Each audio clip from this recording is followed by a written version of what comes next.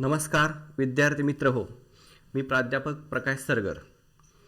महाराष्ट्र राज्य पाठ्यपुस्तक निर्मिती व अभ्यासक्रम संशोधन मंडळ यांनी इयत्ता 12वीच्या नवीन भूगोल पाठ्यपुस्तकाची निर्मिती यावर्षी केलेली आहे.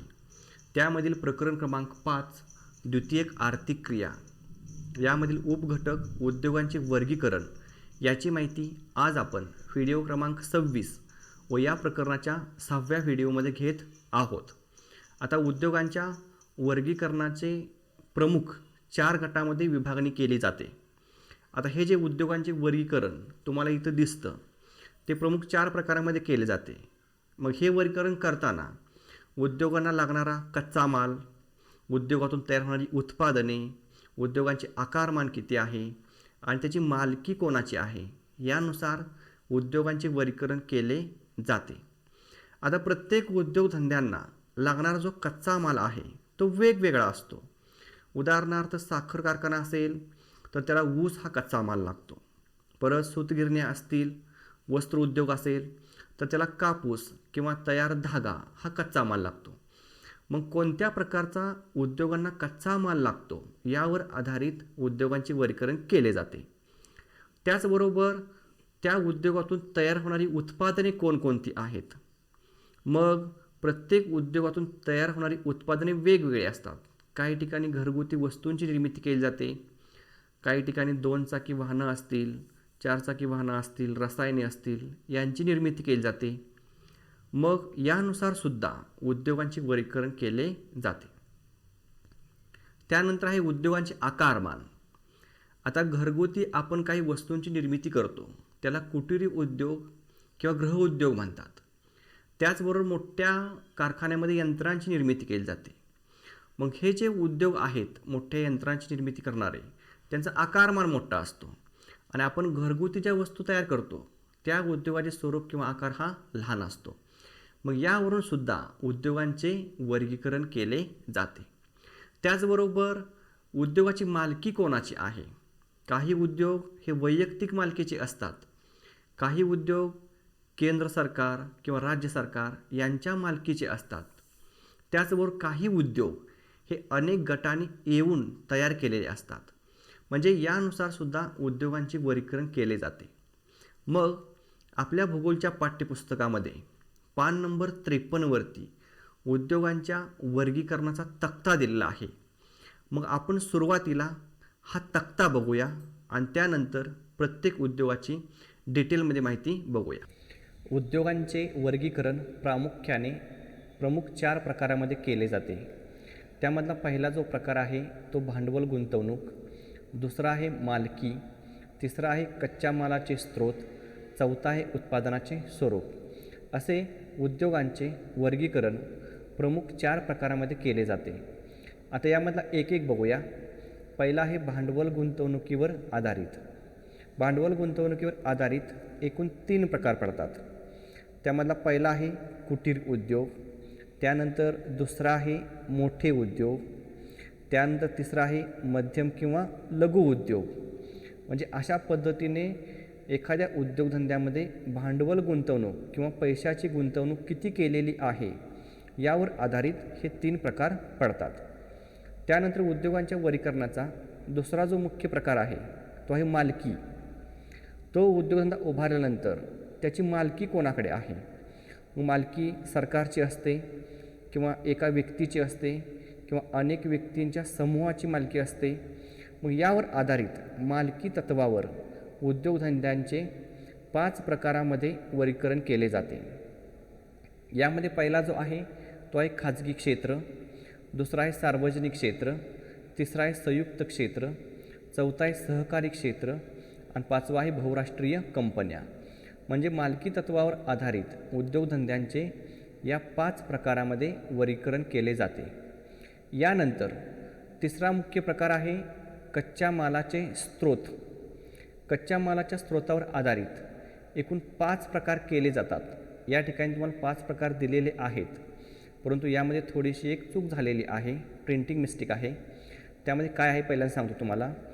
इथं पण तुम्हाला एक प्रकार दिला आहे खनिजावर आधारित आणि खाली इथं दिलेलं आहे बघा खनिजावर आधारित. आता ही जी आकृती आहे ही आकृती तुमच्या भूगोलाच्या पाठ्यपुस्तकामधील आहे, पान नंबर 53वरती दिलेली. त्या ठिकाणी सुद्धा तुम्ही यामध्ये दुरुस्ती करून घ्या. तीच आकृती तुम्हाला या ठिकाणी दिलेली आहे. मग कच्च्या मालाचे जे स्रोत आहेत त्यावर आधारित कोणकोणते प्रकार आहेत बघा, एकूण 5 आहेत. पहिला आहे कृषी आधारित, कृषी किंवा शेती म्हणजे शेतीवर आधारित जे उद्योगधंदे आहेत त्यांचा समावेश कृषी आधारित उद्योगामध्ये केला जातो. परत कच्चा माल मिळतो कुठला, खनिजे म्हणजे लोह खनिज असेल, बॉक्साईट असेल, तांबे, सोने, हिरे हे जे खनिज आहेत त्या खनिजावर आधारितसुद्धा काही उद्योगधंदे असतात, त्यांना म्हणतात खनिजावर आधारित उद्योगधंदे. त्यानंतर या ठिकाणी खनिजावर आधारित डबल लिहिलेलं आहे, त्या ठिकाणी प्राणीजन्य उत्पादने असं इथं लिहायला पाहिजे, प्राणीजन्य उत्पादनावरती आधारित. म्हणजे जे आपल्याकडे पाळीव प्राणी असतात त्या पाळीव प्राण्याची कातडी असेल, मांस असेल, दूध असेल, लोकर असेल यावर आधारित काही उद्योगधंदे असतात, त्यांना प्राणीजन्य उत्पादनावर आधारित उद्योगधंदे असे म्हणतात. या ठिकाणी तुम्ही ते लिहायचं आहे. परत चौथा आहे बघा या ठिकाणी वनाधारित. वनाधारित म्हणजे वनस्पती, जंगलांमधून आपण लाकूड तोड करतो ते असतील किंवा आपण फळे कंदमुळे गोळा करतो ते असतील, त्यावर काही ठिकाणी प्रक्रिया केल्या जातात. मग असे जे प्रक्रिया करणारे उद्योगधंदे आहेत त्यांना वनाधारित उद्योगधंदे असे म्हणतात. कच्च्या मालाचे स्रोत यामधला 5वा जो प्रकार आहे तो आहे सागराधारित उद्योगधंदे. आता आपल्या पृथ्वीवरती 71% पाणी आहे आणि हे पाणी प्रमुख जे 5 महासागर आहे त्यामध्ये विभागलेलं आहे. मग या महासागरामधून सुद्धा मानवाला गरजेच्या अनेक वस्तू मिळतात किंवा मानवाला अन्न उपलब्ध होतं. मग त्यामध्ये मासे असेल, शंख, शिंपले असतील, असे जे पदार्थ आहेत त्यावरती प्रक्रिया करणारे सुद्धा काही उद्योगधंदे आहेत, त्यांचा समावेश सागराधारित उद्योगधंद्यांमध्ये केला जातो. आता हे झाले 3 भांडवल गुंतवणुकीवर, मालकी तत्वावर, कच्च्या मालाचे स्रोत. आता मुख्य जो चौथा आहे तो आहे उत्पादनाचे स्वरूप. म्हणजे कारखान्यामध्ये उत्पादन घेतलेलं आहे, वस्तू तयार झालेल्या आहेत आणि त्या वस्तू तयार झाल्यानंतर पुन्हा त्या उत्पादनाचे स्वरूप कसे आहे यावर आधारितसुद्धा 3 प्रकार पडलेले आपल्याला दिसून येतात. मग यामध्ये पहिला आहे ग्राहक किंवा हलके. आता ग्राहक उपयोगी किंवा हलके म्हणजे काय, तर त्या वस्तूंची निर्मिती केल्यानंतर व्यक्ती लगेच त्या वस्तू वापरू शकते, त्याला ग्राहक उपयोग किंवा हलक्या वस्तू म्हणतात. उदाहरणार्थ मोबाईल असेल, टी व्ही असेल, फ्रीज असेल किंवा औषधं असतील, ह्यांचा समावेश ग्राहक उपयोगी वस्तूंमध्ये करतात. त्यानंतर पूरक व्यवसाय म्हणजे काही पूरक व्यवसाय असतात.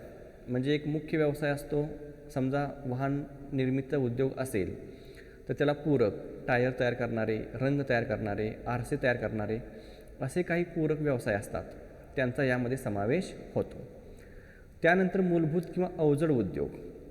आता हे जे मूलभूत किंवा अवजड उद्योग म्हणजे काय, तर त्यामध्ये लोह पोलाद उद्योग येतो.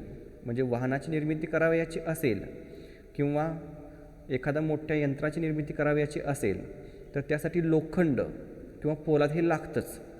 म्हणजे मग हे जे लोह पोलाद उद्योग आहे तो मूलभूत किंवा अवजड उद्योगामध्ये येतो.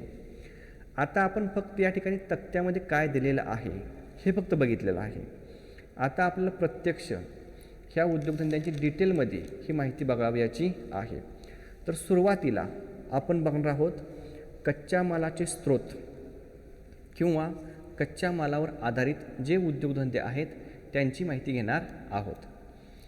आता कच्च्या मालाच्या स्रोतानुसार केलेले उद्योगांचे वर्गीकरण, यामध्ये शेती किंवा कृषी, परत सागरी उत्पादने, वनाधारित उद्योगधंदे, खनिजावर आधारित उद्योगांचा यामध्ये समावेश होतो. यामधील उद्योग हे प्राथमिक उद्योगामधून मिळणाऱ्या कच्च्या मालावर आधारित आहेत. म्हणजे कच्च्या मालावर आधारित जे उद्योगधंदे आहेत ते सगळे प्राथमिक उद्योगामधून जो कच्चा माल मिळतो त्यावर आधारित आहेत. मग आता प्राथमिक उद्योगधंदे हे आपण प्रकरण क्रमांक 4 मध्ये बघितलेले आहेत, कारण प्रकरणाचं नावच आहे प्राथमिक आर्थिक क्रिया. मग त्यामध्ये एकूण 7 आर्थिक क्रिया होत्या बघा. शिकार असेल, फळे कंदमुळे गोळा करणे असेल, मासेमारी असेल, खाणकाम असेल, शेती असेल, ही जे आहेत ही प्राथमिक उद्योग आहेत. मग त्यातून जो माल मिळतो त्यावर प्रक्रिया करणारे जे उद्योगधंदे आहेत त्यांना कच्च्या मालाच्या स्रोतानुसार केलेल्या उद्योगधंद्यांच्या वर्गीकरणामध्ये त्यांचा समावेश होतो.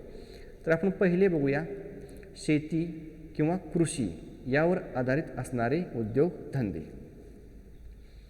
आता कृषी किंवा शेती आधारित उद्योग बघा, यामध्ये शेती म्हणजेच कृषी मालावर आधारित प्रक्रिया केली जाते. मग यामध्ये तुम्हाला ठराविक शेतीमधील कच्चा माल दिलेला आहे आणि यावर आधारित उद्योग दिलेले आहेत. ही त्याची उदाहरणे आहेत. आता तुम्ही यामध्ये ही उदाहरणे लक्षात ठेवायची आहेत. मग शेतीवर आधारित उद्योग कुठले आहेत, तर शेतीमधून जो कच्चा माल मिळतो ऊस, त्यावर आधारित उद्योगधंदा कुठला आहे, साखर कारखाने. परत कापूस उत्पादन आपण शेतीमधून घेतो, त्यावर आधारित उद्योगधंदा कुठला आहे, सूतगिरण्या किंवा वस्त्र उद्योग. परत शेतीमधून जे धान्य मिळतं म्हणजे ज्वारी असेल, बाजरी असेल किंवा इतर कडधान्य असतील, मका असेल, तर यावर प्रक्रिया करणारे जे उद्योग आहेत ते अन्न प्रक्रिया उद्योग. म्हणजे शेतीमधून जो कच्चा माल मिळतो त्या कच्च्या मालावर आधारित साखर कारखाने, सूतगिरण्या, वस्त्र उद्योग, अन्न प्रक्रिया उद्योग इत्यादींचा यामध्ये समावेश होतो. आता यानंतर दुसरा आहे सागरी उत्पादनावर आधारित. आता यामध्ये माशांवर जे मासे मिळतात त्या माशांवर प्रक्रिया करणाऱ्या उद्योगांचा समावेश होतो. त्याचबरोबर महासागरामधून जे इतर पदार्थ मिळतात त्यावर सुद्धा प्रक्रिया केली जाते. मग आता पहिला जो प्रमुख सागरातून जो मिळणारा कच्चा माल आहे तो आहे मासे. मग आता मासेवर प्रक्रिया काय केली जाते, तर मासे खारवणे, डबा बंद करणे किंवा त्याचं मत्स्य तेल काढणे इत्यादी उद्योग हे मासे यावर आधारित आहेत. आता काही वेळेस मासे महासागरामध्ये पकडल्यानंतर जसे आहेत तसे ग्राहकापर्यंत पोहोचवले जातात. परंतु हे मासे ज्या ठिकाणी समुद्रकिनारा असेल त्याच्या जवळ राहणारे नागरिक असतील त्यांना पोहोचवतात. परंतु सागरी किनारी भागापासून जे लोक दूर अंतरापर्यंत राहतात त्यांना ताज्या माशांचा पुरवठा होऊ शकत नाही. म्हणून मग ते मासे खारवतात किंवा डबा बंद करतात किंवा त्याचं मत्स्य तेल काढतात आणि पुन्हा ते विक्रीसाठी पाठवले जाते. परत दुसरा आहे शंख शिंपले. म्हणजे आपल्या घरामध्ये ज्या शोभिवंत वस्तू असतात त्या शोभिवंत वस्तू या शंख शिंपल्यांपासून तयार केल्या जातात. म्हणजे सागरातून जो कच्चा माल मिळतो मासे, शंख शिंपले यावर आधारित अशा पद्धतीने हे उद्योगधंदे आढळून येतात. आता यानंतर तिसरा आहे वनाधारित उद्योग. यामध्ये वनांमधून मिळणाऱ्या कच्च्या मालावर प्रक्रिया केली जाते. आता वनांमधून काय काय मिळतं, तर वनांमधून प्रामुख्याने वनस्पती असतात. मग त्या वनस्पतीचे जे जे भाग आहेत मग त्यामध्ये खोड असतं, मूळ असतं, पाने असतात, परत फांद्या असतात, त्यानंतर फुलं असतात, फळं असतात. ह्या सगळ्यांचा वापर करून किंवा त्यावरती प्रक्रिया करून वेगवेगळ्या पदार्थांची निर्मिती केली जाते. मग आता वनामधील जो कच्चा माल आहे उदाहरणार्थ बांबू आणि साग, ह्या जर वनस्पतींचं लाकूड असेल तर या दोन्हीचा वापर करून कागद, जहाज बांधणी, इमारत किंवा फर्निचर तयार करणे, घरगुती वापराच्या लाकडी वस्तू तयार करणे, लाकडी खेळणी तयार करणे असे विविध उद्योग हे यावरती चालतात. मग कागद निर्मिती प्रामुख्याने बांबू या वनस्पतीपासून केली जाते आणि सागापासून जहाज बांधणी केली जाते, इमारतींचं बांधकाम केलं जातं किंवा घरातील वस्तूंची निर्मिती केली जाते. आता आपल्याकडे बघा सागापासून तयार केलेले जे काही फर्निचर असेल म्हणजे सोफा सेट असेल किंवा बेड असेल तर त्याला खूप मागणी असते आणि त्याची किंमतसुद्धा जास्त असते. म्हणजे अशा पद्धतीनं सागावर आधारित जे उद्योग आहेत ते उद्योग महागडे असलेले आढळून येतात. त्यानंतर आहे वनांमधून मिळणारी फळे असतील, फुले असतील, पाने असेल तर यावरती प्रक्रिया केली जाते आणि त्यापासून मग डिंक, तेल, सुगंधी द्रव्ये, राळ, परत लाख इत्यादी किंवा काथ हे जे पदार्थ आहेत हे पदार्थ तयार करणारे उद्योगधंदे आढळून येतात. म्हणजे अशा पद्धतीने हे वन आधारित उद्योग आहेत. आता यानंतर चौथा आहे खनिजावर आधारित उद्योग. आता यामध्ये खाणकामामधून मिळवलेल्या खनिज संपत्तीवर आधारित उत्पादनाची निर्मिती केली जाते. म्हणजे अनेक अशी खनिज आहेत की आपण ज्याचा दैनंदिन जीवनामध्ये वापर करतो ते आपल्याला पृथ्वीच्या अंतर्गत भागामध्ये सापडतात. त्याचं आपण उत्खनन करतो, त्यावरती प्रक्रिया करतो आणि नंतर आपण ते वापरतो. मग आता यामध्ये जी कच्ची खनिज आहेत किंवा खनिजे हा कच्चा माल हा या बाजूला तुम्हाला दिलेला आहे आणि यावर आधारित जे उद्योगधंदे आहेत ते या बाजूला दिलेत. मग आता बघा, कच्चा माल जर लोह खनिज असेल तर त्यावर आधारित लोह पोलाद उद्योग, त्याचबरोबर वस्तू किंवा यंत्रनिर्मिती उद्योग हा चालतो.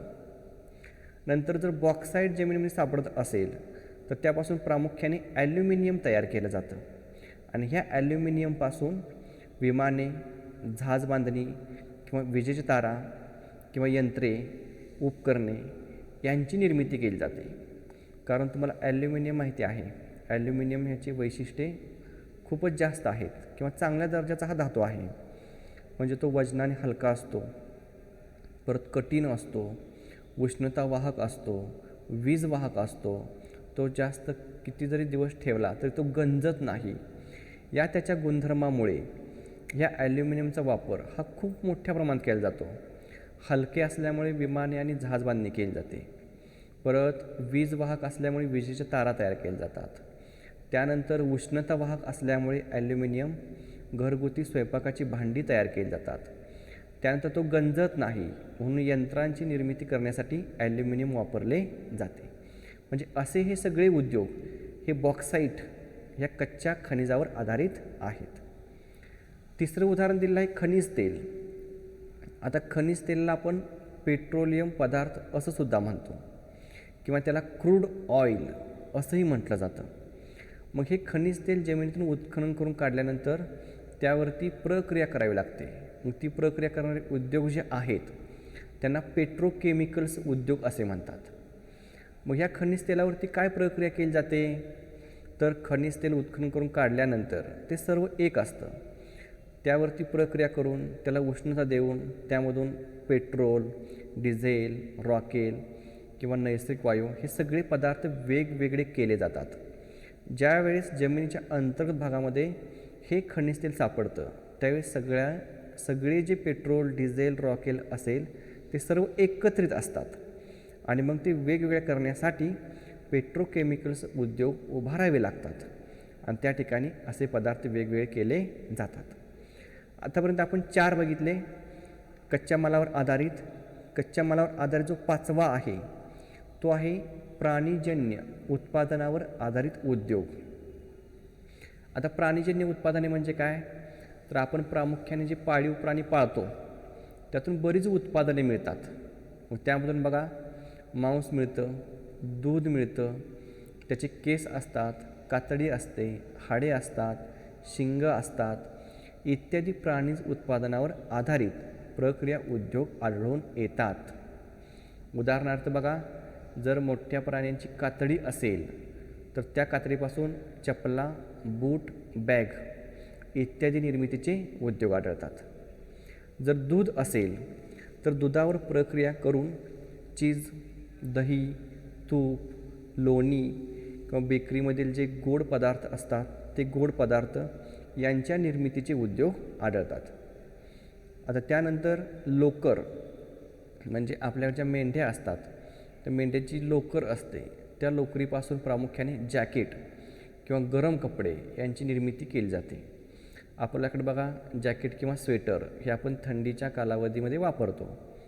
ते का वापरतो कारण त्यामधून थंडी लागत नाही म्हणजे बाहेरच्या जास्त थंडीपासून आपलं संरक्षण होतं. मग लोकर ही अशी असते की लोकर बाहेरची थंडी आतमध्ये येऊ देत नाही म्हणून प्रामुख्याने लोकरीपासून बनवलेली कपडी ही हिवाळ्यामध्ये वापरली जातात. आत्तापर्यंत बघा आपण कच्च्या मालावर आधारित जे उद्योगधंदे होते ते बघितले. कोणकोणते होते बघा, लक्षात ठेवायचे. कच्च्या मालावर आधारित पहिला होता कृषी किंवा शेती आधारित उद्योग. दुसरा होता सागरी उत्पादनावर आधारित उद्योग. तिसरा होता वनावर आधारित उद्योग. चौथा होता खनिजावर आधारित उद्योग. आणि आता बघितलेला पाचवा प्राणीजन्य उत्पादनावर आधारित उद्योग. आता यानंतर आपल्याला पुढचा मुख्य जो उद्योगांचा प्रकार आहे तो आहे भांडवल गुंतवणुकीनुसार केलेले उद्योगांचे वर्गीकरण. आता यामध्ये भांडवल गुंतवणुकीवर आधारित मोठे, सूक्ष्म, लघु, मध्यम किंवा कुटीर उद्योग किंवा गृहउद्योग यामध्ये विभागणी केली जाते. आता भांडवल गुंतवणुकीवर आधारित म्हणजे काय बघा, तर एखादा उद्योगधंदा उभारावयाचा म्हटल्यानंतर तो उद्योगधंदा उभारण्यासाठी पैसे लागतात. मग आता पैसे किंवा भांडवल कशासाठी लागतं, तर उद्योगधंदा उभारण्यासाठी जमीन खरेदी करावी लागते, त्या उद्योगासाठी यंत्रांची खरेदी करावी लागते, वाहनांची खरेदी करावी लागते, परत कामगारांचे पगार द्यावे लागतात. नंतर तयार जो पक्का माल झालेला आहे त्याची जाहिरात करावी लागते, तो पक्का माल ग्राहकापर्यंत पोहोचवावा लागतो. यासाठी मोठ्या प्रमाणात भांडवल असावे लागते. हे भांडवल असल्याशिवाय आपण उद्योगधंदा उभारू शकत नाही. मग एखादा उद्योगधंदा उभारण्यासाठी त्यामध्ये किती भांडवल गुंतवलेलं आहे यावर आधारित उद्योगांचे वर्गीकरण केले जाते. मग आता यामध्ये बघा, पहिला जो आहे तो आहे मोठे उद्योग. यामध्ये भांडवल गुंतवणूक 10 कोटी रुपयापेक्षा जास्त करणाऱ्या उद्योगांचा समावेश होतो. म्हणजे ज्या उद्योगाच्या उभारणीमध्ये 10 कोटी रुपयापेक्षा जास्त पैसे हे गुंतवलेले असतात त्या उद्योगांना मोठे उद्योग असे म्हणतात. याची वैशिष्ट्य 2 दिलेत बघा. मोठी भांडवल गुंतवणूक, अवजड यंत्रसामुग्रीचा वापर करणे ही या उद्योगाची वैशिष्ट्ये आहेत. म्हणजे मोठ्या उद्योगामध्ये भांडवल गुंतवणूक जास्त केली जाते, त्याचबरोबर अवजड यंत्रसामुग्रीचा वापरसुद्धा केला जातो. यामध्ये लोह पोलाद, ऊर्जा, वस्त्रोद्योग इत्यादींचा समावेश होतो. आता या ठिकाणी बघा, तुम्हाला आकृती 5.4 मोठे उद्योग याचे दिलेले आहे. आता मोठ्या उद्योगामध्ये समावेश कसा होतो, तर लोह पोलाद, ऊर्जा किंवा ऊर्जा म्हणजे काय, वीज निर्मिती. म्हणजे दगडी कोळशापासून समजा एखादा औष्णिक वीज प्रकल्प असेल तर त्याचा समावेश होतो. त्यानंतर वस्त्र उद्योग असेल, म्हणजे कापसापासून सूतगिरण्यामध्ये धाग्याची निर्मिती केली जाते, त्याचबरोबर धागा विणून त्यापासून कापड निर्मिती केली जाते, त्याचासुद्धा समावेश हा मोठ्या उद्योगामध्ये होतो. या ठिकाणी जो तुम्हाला फोटो दिलेला आहे तो लोह पोलाद उद्योगाचा आहे. या ठिकाणी ही जी तुम्हाला गोल चकती दिसते ही तुम्ही बऱ्याच वेळा ज्यावेळेस आपण हायवेने प्रवास करतो त्यावेळेस मोठ्या ट्रेलरवर किंवा ट्रकवर अशी एकच चकती ठेवलेली असते बघा. म्हणजे पूर्ण प्युअर पोलाद आहे. म्हणजे ही चकती लोह पोलाद उद्योगाने निर्माण केली जाते आणि पुन्हा ज्या उद्योगासाठी आवश्यक आहे तिथं हे पोलाद पोहोचवलं जातं. पुन्हा हे पोलाद वितळवलं जातं आणि त्यापासून वाहनांचे सांगाडे असतील, यंत्रे असतील यांची निर्मिती केली जाते. म्हणजे हा जो उद्योग आहे तो मोठा उद्योग आहे. आता यानंतर दुसरा जो प्रकार आहे भांडवल गुंतवणुकीवर आधारित तो आहे सूक्ष्म, लघु आणि मध्यम उद्योग. बघा 3 दिले त्या ठिकाणी, सूक्ष्म, लघु आणि मध्यम उद्योग. आता भारतामध्ये सूक्ष्म, लघु व मध्यम उद्योगाची रचना किंवा व्याख्या ही खालीलप्रमाणे करण्यात आलेली आहे. आणि या ठिकाणी तुम्हाला एक तक्ता दिलेला आहे. म्हणजे हे जो तक्ता दिलेला आहे ह्याचं वर्गीकरण हे भारतामध्ये केलं जातं असं म्हटलेलं आहे. म्हणजे बाहेरच्या देशामध्ये सूक्ष्म उद्योग, लघु उद्योग आणि मध्यम उद्योग यांचे वर्गीकरणाचा जे निकष आहेत ते निकष वेगवेगळे असू शकतात. परंतु या ठिकाणी जे वर्गीकरण करून दिलेलं आहे ते भारतातील निकषानुसार वर्गीकरण करून दिलेलं आहे. मग आता या ठिकाणी पहिल्यांदा काय दिलं बघा, तुम्हाला 4 कॉलम आहेत. उद्योगाचं नाव आहे, यंत्रसंच व यंत्रातील गुंतवणुकीसाठी किती रक्कम खर्च केली ते दिलेलं आहे. परत त्याचबरोबर वेगवेगळी जी उपकरणे लागतात त्या उपकरणातील भांडवल गुंतवणूक किती आहे ती दिलेली आहे आणि शेवटी तुम्हाला उदाहरणे दिलेत की यामध्ये कोणते उद्योगधंदे येतात ते. मग वरती आपलं हेडिंगच काय आहे, सूक्ष्म, लघु आणि मध्यम. आता यामध्ये बघा सूक्ष्म जे उद्योगधंदे आहेत त्या ठिकाणी यंत्रसंच खरेदीमधील जी गुंतवणूक असते ती 25 लाखापेक्षा कमी असते आणि इतर जी उपकरणं आहेत त्यासाठी जी भांडवल गुंतवणूक असते ती रुपये 10 लाखापेक्षा जास्त नाही. म्हणजे दोन्ही मिळून किती होतात बघा, जवळपास 25-35 लाखापर्यंत खर्च केला जातो. असे जे उद्योगधंदे आहेत त्यांना सूक्ष्म उद्योग असे म्हणतात. मग यामध्ये पेन किंवा स्थानिक दूध प्रक्रिया उद्योगधंदे यांचा समावेश होतो. आता आपण जे पाळीव प्राणी आहेत, गाय असेल किंवा म्हैस असेल, याचं दूध आपण डेअरीमध्ये घालतो आणि डेअरीमधील दूध पुन्हा दूध संघाकडे पाठवलं जातं आणि त्या दूध संघामध्ये दुधावरती प्रक्रिया करून त्यापासून तूप असेल, लोणी असेल, चीज असेल, श्रीखंड असेल इत्यादी पदार्थ तयार केले जातात. मग हे जे उद्योगधंदे आहेत त्यांचा समावेश हा सूक्ष्म उद्योगधंद्यांमध्ये केला जातो.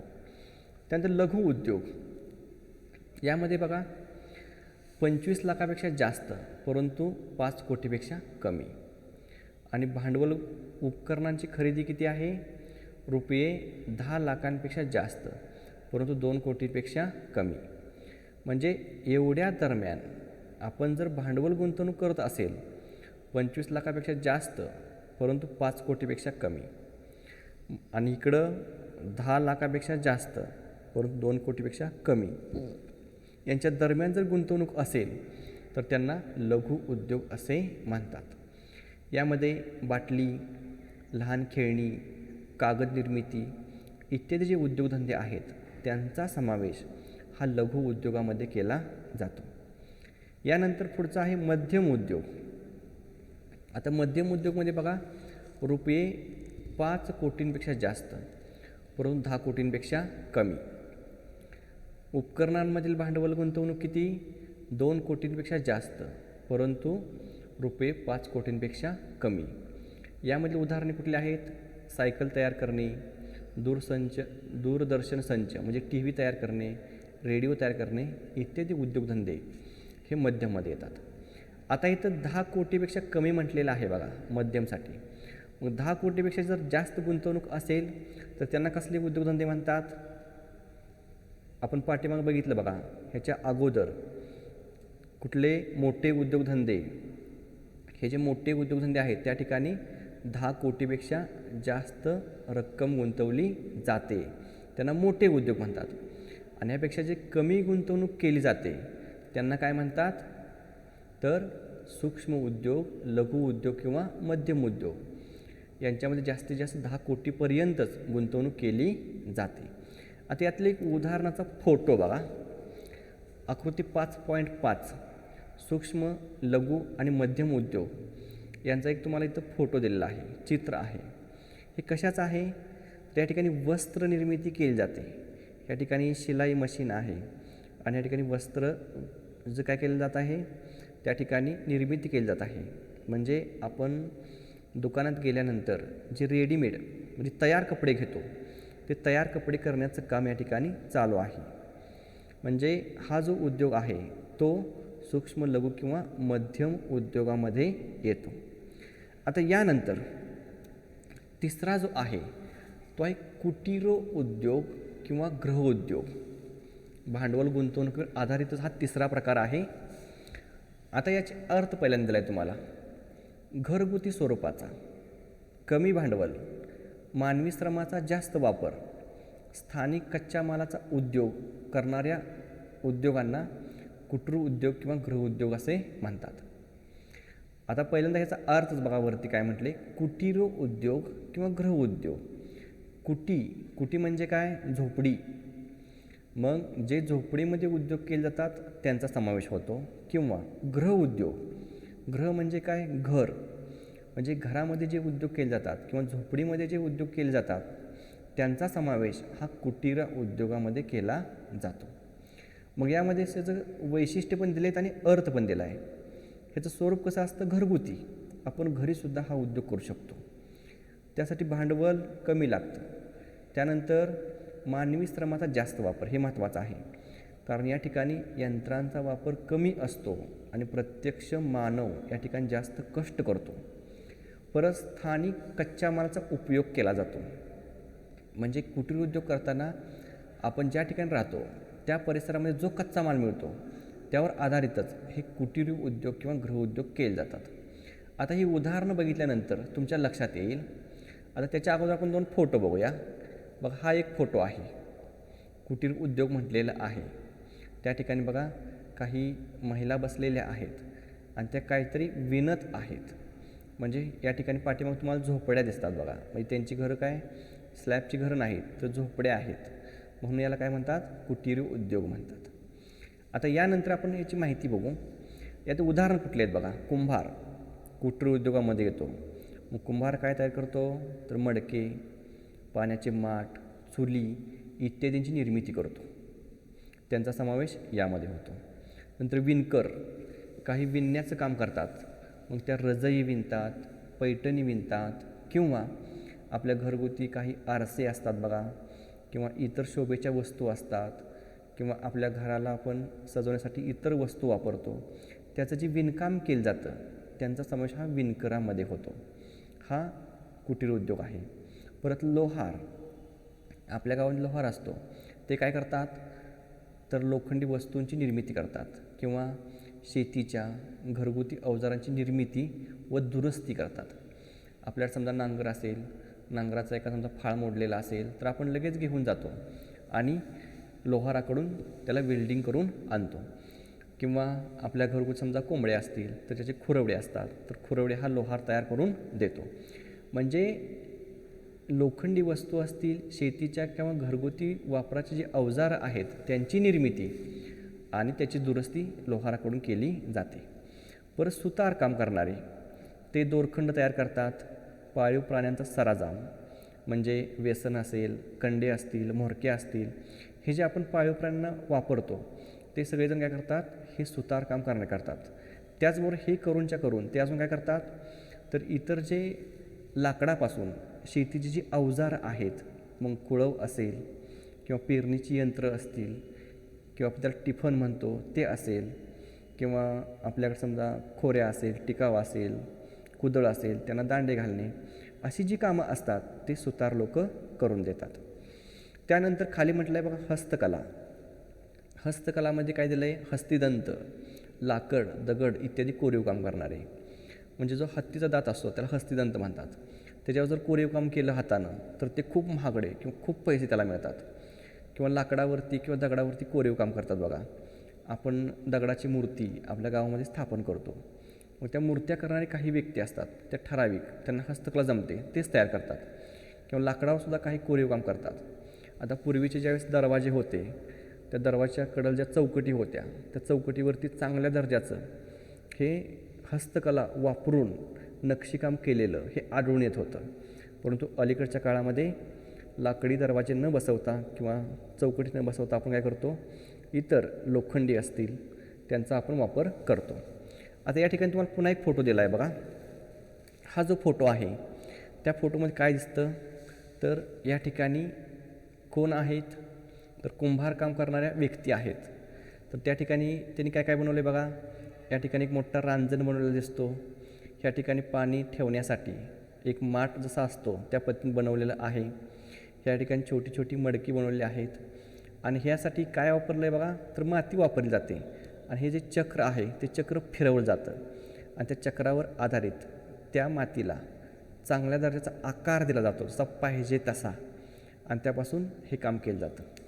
आता अलीकडच्या काळामध्ये हे जे कुटीर उद्योग आहेत हे आपल्याकडं मोडकळीस यायला लागलेले आढळून येतात. परंतु सध्याच्या काळामध्ये ह्या कुटीर उद्योगाला आपल्या देशामध्ये आणि परदेशामध्ये खूप मागणी आहे. म्हणजे जर आपण चांगल्या दर्जाची मडकी तयार केली, रजया केल्या, किंवा लोखंडाच्या वस्तू तयार केल्या, किंवा समजा हस्तकला आपण वापरून काही निर्मिती केली, तर यांना परदेशात खूप मागणी आहे. म्हणजे आपण हा व्यवसाय करू शकतो. आता आपण जे बघितले ते भांडवल गुंतवणुकीवर आधारित उद्योग बघितले. आता यानंतर जो पुढचा मुख्य प्रकार आहे तो उत्पादनावर आधारित उद्योगांचे वर्गीकरण. मग आता उत्पादनावर आधारित म्हणजे काय, तर आपण एखादा कारखाना निर्माण केलेला आहे. कारखाना निर्माण केल्यानंतर त्यातून जे उत्पादन तयार होतं त्या तयार उत्पादनाचे स्वरूप कसे आहे यावर आधारित, बघा, तयार झालेल्या उत्पादनाचे स्वरूप कसे आहे यावर आधारित मूलभूत किंवा अवजड उद्योग, ग्राहक उपयोगी वस्तू आणि सहाय्यभूत उद्योग ह्या 3 प्रकारामध्ये याचं वर्गीकरण केलं जातं. मग आता यामधला जो पहिला आहे तो आहे मूलभूत किंवा अवजड उद्योग. याचा पहिला फोटो बघूया. बघा, या ठिकाणी फोटो पण आहे. आता मूलभूत आणि अवजड उद्योग म्हणजे काय, तर इतर उद्योगासाठी वापरले जाणारे साहित्य मूलभूत उद्योगात तयार केले जाते. लोह पोलाद उद्योग हा मूलभूत उद्योग असून याचा वापर इतर उद्योगामध्ये होतो. आता हे उद्योगाचं उदाहरण लोह पोलाद उद्योगाचं आपण पाठीमागसुद्धा बघितलं आहे. बघा कशामध्ये आलेलं होतं, तर भांडवल गुंतवणुकीवर आधारित जे उद्योगधंदे होते त्यामधील जो मोठे उद्योग आहेत त्यामध्ये ह्या लोह पोलादाचा समावेश होतो. त्याचबरोबर उत्पादनावर आधारित जे मूलभूत किंवा अवजड या शब्दाचा अर्थ बघा, ज्याचं वजन जास्त असतं त्याला अवजड उद्योग म्हणतात. मग या ठिकाणी तुम्हाला जो फोटो दिलेला आहे तो अवजड उद्योगाचा आहे. या ठिकाणच्या वस्तूंची चढ उतार करण्यासाठी किंवा इकडून तिकडून घेऊन जाण्यासाठी या ठिकाणची मोठी मोठी क्रेन लावलेली आहेत. त्या क्रेनच्या सहाय्यानंच त्याची वाहतूक किंवा हालचाल केली जाते. म्हणजे हा कसला उद्योग आहे, मूलभूत किंवा अवजड उद्योग आहे. यानंतर दुसरा प्रकार आहे ग्राहक उपयोगी वस्तू किंवा हलके उद्योग. यामध्ये काही समावेश होतो, तर या उद्योगामध्ये तयार वस्तू थेट ग्राहकांना वापरता येतात अशा वस्तूंची निर्मिती केली जाते. आता थेट कशा वापरता येतात बघा, उदाहरणे घड्याळे, इलेक्ट्रिकल वस्तू म्हणजे मोबाईल असेल, टी व्ही असेल, रेडिओ असेल, तसेच औषधे, तयार कपडे इत्यादी उद्योगांचा यामध्ये समावेश होतो. म्हणजे हे तयार आहेत, हे ग्राहकांना थेट वापरता येतात. आपण घड्याळ घरी आणलेलं आहे आणि त्यावर पुन्हा प्रक्रिया केली आहे असं होत नाही. आपण घड्याळ दुकानामध्ये घेतल्यानंतर तिथंच घालून येतो, मग तिथूनच आपल्या वापराला सुरुवात होते. नंतर मोबाईलसुद्धा आपण तिथंच चालू करून घेऊन येतो. म्हणजे अशा पद्धतीनं जे ग्राहकांना थेट वापरता येतात त्या उद्योगांचा समावेश हा ग्राहक उपयोगी वस्तू किंवा हलके उद्योग यामध्ये होतो. आता या ठिकाणी तुम्हाला एक फोटो दिलेला आहे बघा, घड्याळ निर्मितीचा हा उद्योग आहे. या ठिकाणी घड्याळाची निर्मिती केली जाते, त्याचा हा लोगो आहे. मग हा जो उद्योग आहे तो कशामध्ये येतो, हलक्या उद्योगामध्ये किंवा ग्राहक उपयोगी ज्या वस्तू आहेत त्यामध्ये याचा समावेश होतो. यानंतर तिसरा आहे सहाय्यभूत उद्योग. आता सहाय्यभूत उद्योग म्हणजे काय बघा, या उद्योगामध्ये इतर उद्योगासाठी लागणारी यंत्रे, सुट्टे भाग, खिळे, चाके, लोखंडी सळ्या, लोखंडी पत्रे, अवजड मोठी यंत्रे, रेल्वे इंजिन इत्यादीची निर्मिती केली जाते. याचं नावच आहे सहाय्यभूत उद्योग. म्हणजे या ठिकाणी जे वस्तूंची तयारी केली जाते किंवा निर्मिती केली जाते त्या वस्तू इतर उद्योगधंद्यामध्ये वापरल्या जातात. मग त्याला काय काय केलं जातं तयार ह्या ठिकाणी, तर उद्योगासाठी लागणारी यंत्रे, त्यानंतर सुट्टे भाग, खिळे, चाके, लोखंडी सळ्या, लोखंडी पत्रे, तसेच अवजड मोठी यंत्रे, रेल्वे इंजिन इत्यादीची निर्मिती केली जाते. आता या ठिकाणी तुम्हाला रेल्वे इंजिन दाखवले. हे रेल्वे इंजिन फक्त आपण मोकळंच रुळावरून फिरवत नाही, तर त्याला आपण रेल्वेचे डबे जोडतो. म्हणजे रेल्वेच्या डब्याला जोडूनच ह्या इंजिनचा वापर करता येतो. म्हणून याचा समावेश रेल्वे इंजिनचा हा सहाय्यभूत उद्योगामध्ये केलेला आहे. अशा पद्धतीनं हे जे उद्योग आहेत हे 3 प्रकारामध्ये याची विभागणी केलेली आहे. उत्पादनावर आधारित उद्योग आपण बघितले, मूलभूत किंवा अवजड उद्योग, ग्राहक उपयोगी वस्तू किंवा हलके उद्योग आणि तिसरा सहाय्यभूत उद्योग. आता यानंतर जो पुढचा प्रकार आहे चौथा प्रकार, मालकी आधारित उद्योगांचे वर्गीकरण हा शेवटचा प्रकार आहे. आता मालकीवर आधारित उद्योगांचे वर्गीकरण बघा, यामध्ये निर्माण केलेल्या उद्योगाची मालकी कोणाकडे आहे यावर आधारित सार्वजनिक क्षेत्र, खाजगी, संयुक्त, सहकारी व बहुराष्ट्रीय उद्योग यामध्ये वर्गीकरण केले जाते. म्हणजे एखादा उद्योगधंदा उभारल्यानंतर तो एका वैयक्तिक व्यक्तीच्या मालकीचा असतो किंवा काही उद्योग सरकार उभारतं किंवा काही व्यक्ती काय करतात, अनेक जण गटाने एकत्र येतात आणि अनेक जण मिळून काही उद्योगधंदे उभारतात. यावर आधारित उद्योगधंद्यांचे प्रकार पडतात. मग आता यामध्ये एकूण 5 प्रकार आहेत. त्यातला जो पहिला आहे तो आहे सार्वजनिक क्षेत्र. आता या क्षेत्रातील उद्योगाची मालकी केंद्र किंवा राज्य सरकारकडे असते. बघा, सार्वजनिक उद्योग आपण कशाला म्हणतो, तर या क्षेत्रातील उद्योगांची मालकी ही केंद्र किंवा राज्य सरकारकडे असते. आता या ठिकाणी बघा, तुम्हाला एक फोटो पाठीमागचा डबल दिलेला आहे. याचं मुख्य कारण काय आहे, कारण या ठिकाणी ज्या तुम्हाला कंपन्या दिलेल्या आहेत त्यामधला हा एक फोटो आहे. आता ह्या उद्योगाची उदाहरणं काय आहेत सार्वजनिक क्षेत्रामधील, तर Bharat heavy electrical limited, Hindustan cables limited, HMT चिनार वायर्स लिमिटेड, वॉचेस आहे इथं, वॉचेस लिमिटेड, इथं वॉयस झालेला आहे, वॉचेस आहे, वॉचेस लिमिटेड. हे जे 3 उद्योग आहेत पहिले, हे भारताच्या केंद्र शासनाच्या मालकीचे आहेत. त्याच्या खाली जे तुम्हाला 2 दिलेत, मुंबई महानगर प्रदेश विकास प्राधिकरण, कोल्हापूर चित्रनगरी महामंडळ लिमिटेड, हे जे खालचे 2 आहेत ते आपल्या महाराष्ट्र राज्य सरकारच्या मालकीचे आहेत. म्हणजे सार्वजनिक क्षेत्र म्हणजे काय, ज्याची मालकी सरकारची असते, मग केंद्र सरकारची असते किंवा राज्य सरकारची असते, त्याला सार्वजनिक क्षेत्रातील उद्योगधंदे असे म्हटले जाते. ह्यामध्ये अनेक कंपन्या आहेत. आता केंद्र शासनाने काय केलेलं आहे, ह्याच्या पहिल्या 3 आहेत, Bharat heavy electrical limited, Hindustan cables limited, HMT चिनार वॉचेस लिमिटेड. HMT म्हणजे घड्याळ निर्मितीची ही कंपनी आहे. ह्या बंद करण्याच्या उद्देशामध्ये सरकार आहे, कारण ह्या तोट्यामध्ये कंपन्या आहेत. म्हणजे अशा पद्धतीने सरकारी किंवा सार्वजनिक क्षेत्रातील कंपन्या असलेल्या आढळून येतात. आता पुढचा प्रकार बघा, खाजगी क्षेत्र. खाजगी क्षेत्र म्हणजे या क्षेत्रातील उद्योगाची मालकी ही वैयक्तिक, खाजगी किंवा भागीदारीतील किंवा स्वतंत्र स्वरूपाची असते.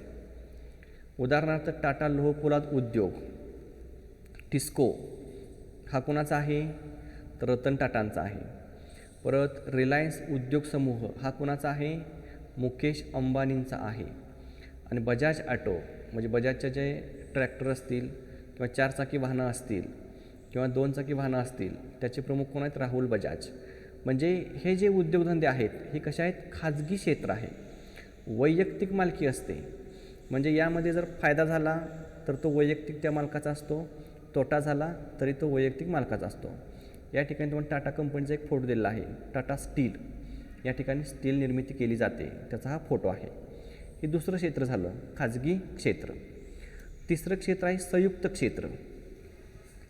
या क्षेत्रातील उद्योगाची मालकी 2 सहकारी संस्था किंवा व्यक्ती यांनी संयुक्तरित्या चालवलेल्या उद्योगांचा समावेश होतो. आता संयुक्त क्षेत्र म्हणजे काय, 2 जण उद्योगपती एकत्र येतात किंवा 2 सहकारी संस्था एकत्र येतात आणि दोघे मिळून एखादा उद्योगधंदा उभारतात, त्याचा समावेश हा यामध्ये होतो. मग यामध्ये तुम्हाला 2 उदाहरण दिलेत, एक FII, व्होडाफोन व आयडिया ह्या कंपन्या एकत्र आलेल्या आहेत. त्याचबरोबर महाराष्ट्र नॅचरल गॅस लिमिटेड व BPCL हे तुमच्या पुस्तकातलं उदाहरण आहे. महाराष्ट्र नॅचरल गॅस लिमिटेड ही एक कंपनी आहे महाराष्ट्र शासनाच्या मालकीची आणि BPCL ही एक आहे. ह्या दोन्हींचा मिळून हा उद्योगधंदा आहे. आणि व्होडाफोन आणि आयडिया हे पहिले दोन्ही स्वतंत्र होते आणि आता त्या दोन्ही कंपन्या एकच झालेल्या आहेत आणि त्यांचा लोगो काय आहे, FII. FII म्हणजे व्होडाफोन आणि आय म्हणजे आयडिया. इथे लिहिले बघा, व्होडाफोन आणि आयडिया. म्हणजे अशा पद्धतीने दोघांनी मिळून जर उद्योगधंदा उभारला तर त्याला संयुक्त क्षेत्र असे म्हणतात. आता यानंतर पुढचा आहे सहकारी क्षेत्र. आता या क्षेत्रातील उद्योग अनेकांच्या गटाने मिळून उभारला जातो. यामध्ये होणारा नफा व तोटा हा गटातील सर्वांचा असतो. म्हणजे एखादा उद्योग समजा एक व्यक्ती उभारू शकत नाही, 2 उभारू शकत नाहीत, 3 उभारू शकत नाहीत, म्हणून काय करतात तर समाजातील भरपूर लोक, 100 असतील, 200, हजारो लोक हे एकत्र येतात आणि एखादा उद्योगधंदा उभारतात. त्याला सहकारी क्षेत्र म्हणतात. आता सहकारी क्षेत्रामध्ये उदाहरणे ही तुमच्या परिचयाची आहेत. या ठिकाणी फोटोसुद्धा तुम्हाला एक दिलेला आहे. तर दुग्धोत्पादनामध्ये सहकारी क्षेत्रात कुठलं आहे, तर गोकुळ कोल्हापूरची दूध संस्था आहे, कोयना कराडची आहे, अमूल दूध गुजरातमधील आहे. ह्या सहकारी संस्था आहेत. त्यांचे साखर कारखाने बघा, आपल्याकडचे जवळपास भरपूर सहकारी साखर कारखाने हे सहकारी तत्वावर तयार केले आहेत. त्यामध्ये तुम्हाला 2-3 दिलेले आहेत. मानगंगा हा आटपाडीचा आहे, राजाराम बाप्पा इस्लामपूरचा आहे, विठ्ठल साखर कारखाना हा कुठला आहे, गंगामाईनगर पिंपळनेर तालुका माढा हा आहे. बरं, वस्त्र उद्योगामध्ये सांगोला सूतगिरणी या ठिकाणी चांगल्या दर्जाची सूतगिरणी आहे. मग हे जे उद्योगधंदे आहेत, आता साखर कारखान्यामध्ये मालकी कोणाची असते बघा, तर आपण शेतकरी जे शेअर्स घेतो, जे शेअर्स धारक असतात ते सर्वजण त्या साखर कारखान्याचे मालक असतात. परंतु आपल्याला आपण मालक आहोत हे आपल्याला कधीच कळत नाही. आपण संचालकांना निवडून देतो, त्यातून अध्यक्ष निवडला जातो आणि तेच कारखान्याचा कारभार चालवतात आणि तेच त्यातला नफा खातात. परंतु आपण प्रत्यक्ष त्या साखर कारखान्याचे मालक असतो हे आपल्याला माहिती पाहिजे, कारण त्यामध्ये जो शेअर्स गुंतवलेला आहे तो म्हणजे आपली त्यातली मालकी असते. मग अशा पद्धतीने सहकारी क्षेत्रामध्ये काही उद्योगधंदे उभारले जातात, त्यांचा समावेश हा यामध्ये होतो. आता यामध्ये जे 5वं आहे ते बहुराष्ट्रीय कंपन्या. आता बहुराष्ट्रीय कंपन्या म्हणजे काय, तर एकापेक्षा अनेक देशामध्ये ज्या ज्या कंपन्या कार्यरत आहेत त्यांचा समावेश हा बहुराष्ट्रीय कंपन्यामध्ये होतो. यामध्ये बघा, खाजगी किंवा सार्वजनिक उद्योगांचे क्षेत्र जेव्हा एका देशापुरते मर्यादित न राहता अनेक देशामध्ये विस्तारले जाते, अशा उद्योगांना बहुराष्ट्रीय उद्योग असे म्हणतात. आता याची उदाहरण दिलीत तुम्हाला आणि शेजारी एक फोटो आहे बघा. तर हिंदुस्तान लिव्हर लिमिटेड निगम ही बहुराष्ट्रीय कंपनी आहे आणि तिचं मुख्यालय कुठं आहे, लंडन, युनायटेड किंगडम म्हणजे UK, जो ग्रेट ब्रिटन देश आहे त्या ठिकाणी याचं मुख्यालय आहे. त्यानंतर दुसरं आहे नैसर्गिक वायू उत्पादन निगम ONGC, याचं मुख्यालय डेहराडून, उत्तरांचल या ठिकाणी आहे. ह्या ONGCचा एक तुम्हाला या ठिकाणी लोगो दिलेला आहे. ते खनिज तेल आणि नैसर्गिक वायू यांचे उत्पादन घेते. मग अशा पद्धतीने आज आपण उद्योगांचे जे वर्गीकरण आहे ते बघितले. मुख्य 4 प्रकारामध्ये वर्गीकरण केलं जातं आणि त्याचे इतर उपप्रकार आहेत. जो सुरुवातीला तुम्हाला तक्ता दिलेला आहे तो तक्ता पाठ करायचा, म्हणजे तुम्हाला पुढची माहिती समजते. आता जो भाग बघितला आहे त्यावर आधारित तुम्हाला स्वाध्याय दिलेत बघा. खालील प्रश्नांची उत्तरे लिहा. 2च प्रश्न आहेत, यांची उत्तरं फक्त लिहायची. उद्योगांच्या वर्गीकरणाचा तक्ता काढून कच्च्या मालावर आधारित, इथं आधारित आहे, उद्योगांचे वर्गीकरण स्पष्ट करा. आणि दुसरा प्रश्न आहे उत्पादनावर व भांडवलावर आधारित उद्योगांचे वर्गीकरण स्पष्ट करा. जर तुम्हाला यामध्ये काही शंका असतील तर तुम्ही शंका यामध्ये विचारू शकता. तुम्ही हा यूट्यूब चॅनल अजूनही सबस्क्राईब केला नसेल तर सबस्क्राईब करून ठेवा, कारण भूगोल विषयासंदर्भातील प्रकरणांचे, स्वाध्यायांचे किंवा प्रात्यक्षिकांचे व्हिडिओ तुम्हाला ह्या यूट्यूब चॅनलवरती बघायला मिळणार आहेत. तुम्ही हा व्हिडिओ शेवटपर्यंत बघितल्याबद्दल तुमचे मनापासून धन्यवाद. पुन्हा भेटू एका नवीन व्हिडिओमध्ये. तोपर्यंत नमस्कार.